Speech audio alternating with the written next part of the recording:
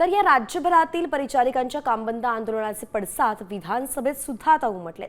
परिचारिकांच्या मानधनाच्या मुद्द्यावरून सुटाबुटाचं सरकार गरिबांना न्याय देत नसल्याचा हल्लाबोल केलाय आणि त्यावर मानधन वाढ देण्याबाबत निर्णय घेऊ असं आरोग्यमंत्री प्रकाश आंबेडकर म्हणाले।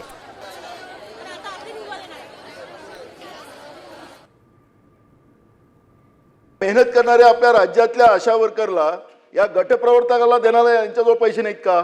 आणि राहिलं केंद्राचं, आपण सांगता केंद्र फक्त 2000 रुपये देतं आणि राहिलं केंद्र देत नाही तिथपर्यंत आम्ही पैसे देऊ नाही। पहिले तुम्ही द्या ना आपले पैसे, दर महिन्याला या गरिबांना पैसे मिळाले पाहिजेत ना।